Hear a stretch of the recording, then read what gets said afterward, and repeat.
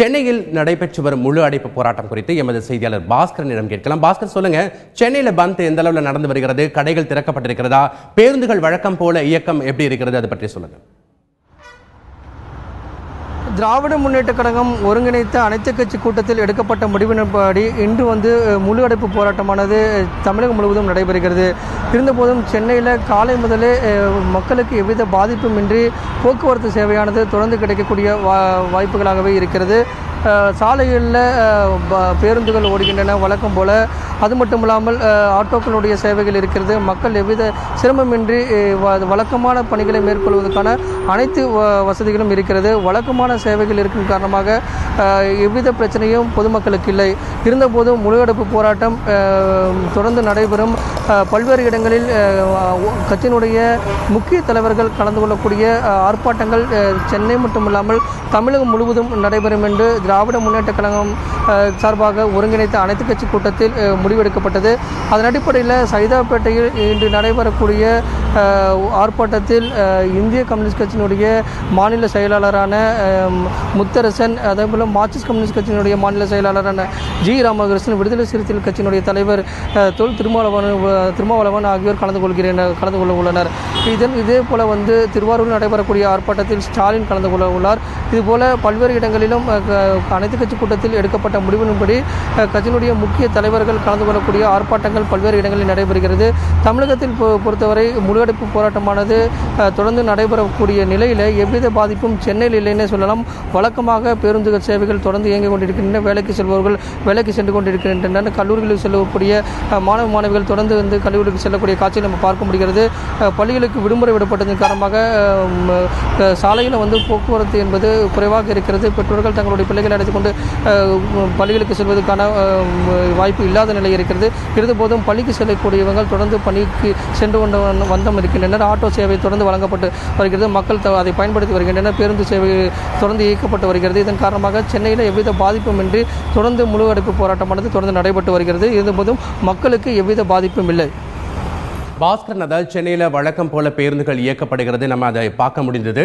தற்பொழுது இது தொடர்ந்து இது பேருந்தானது இயக்கப்படுமா, அல்லது ஒரு குறிப்பிட்ட நேரத்திற்கு அப்புறம் இந்த முழு அடைப்பில் இந்த போராட்டமானது தொடர்ந்து நடைபெறுவதற்கான வாய்ப்பு இருக்குதா? கடைகள் அடைக்கப்படுவதற்கான வாய்ப்புகள் இருக்கிறதா பாஸ்கர்?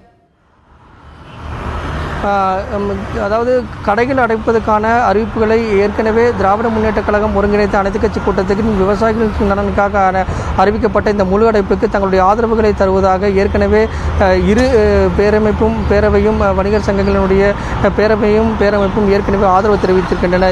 இதன் காரணமாக அவர்களுக்கு ஆதரவு தெரிவிக்கும் பொருட்டு அவர்களாகவே தானாக முன்வந்து கடைகளை அடைப்பதற்கான வாய்ப்புகள் இருக்கிறது. இருந்தபோதும் கடைகள் திறக்கப்படுமா என்பது ஒரு 9 மணிக்கு நிலவரப்படி தான் நம்மளுக்கு தெரிய வரும். இருந்தபோதும் பார்க்கும்போது தொடர்ந்து ஆதரவு அடிப்படையில் கடைகள் மூடப்பட்டு இருக்கும். இருந்தபோதும் மக்களுக்கு எவ்வித பாதிப்பும் ஏற்படாத வண்ணம் தொடர்ந்து காலை முதல் பால் விநியோகம் மக்களுக்கு கிடைக்கப்பட்டிருக்கிறது. அதன் மூலமாக தொடர்ந்து அவர்கள் தங்களுக்கு தேவையான அத்தியாவசிய பொருட்களை தொடர்ந்து பெறுவதற்கான வாய்ப்புகள் எவ்வித பிரச்சனையும் இல்லாமல் கிடைக்கப்பட்டு வருகிறது.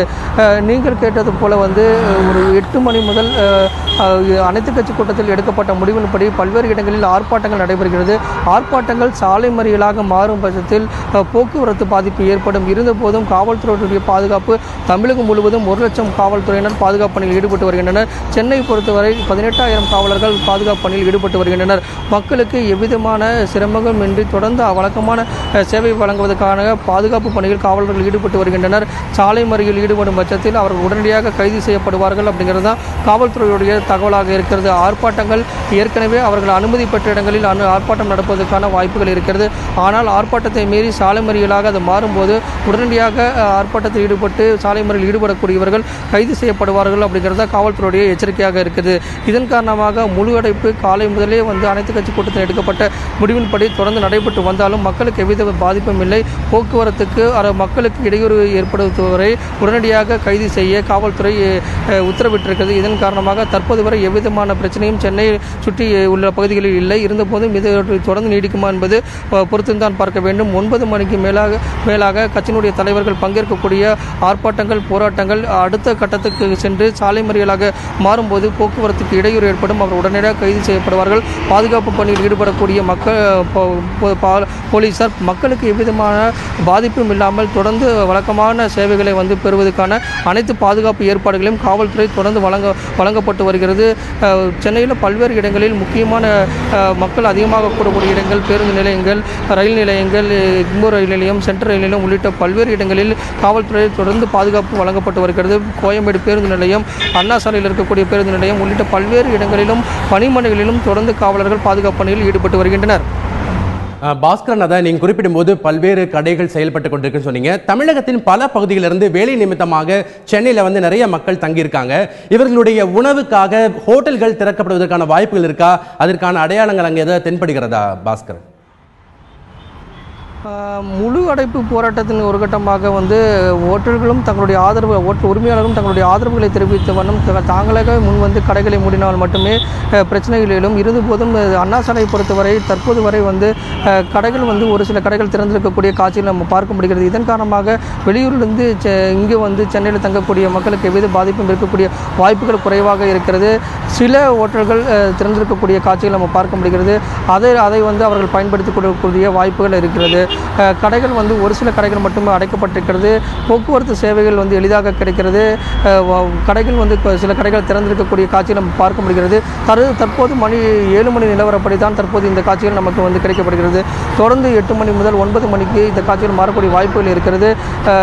எந்த கடைகள் முழுவதுமாக திறந்திருக்கிறது, எந்த கடைகள் மூடியிருக்கிறது என்பது போன்ற அனைத்து விதமான கேள்விகளுக்கும் பதில் கிடைக்கும். தொடர்ந்து மக்களுக்கு தற்போது வரை எவ்விதமான பிரச்சனையும் இல்லை, பாதிப்பும் இல்லை. சென்னையில் நடைபெற்று வரும் முழு அடைப்பு போராட்டத்தில் எந்தவித பாதிப்பும் இல்லை. பேருந்துகள் வழக்கம் போல் இயங்குகின்றன. கடைகளும் பெரும்பாலான கடைகள் திறக்கப்பட்டிருப்பதாக எமது செய்தியாளர் பாஸ்கரன் சொன்ன தகவலை கேட்டோம்.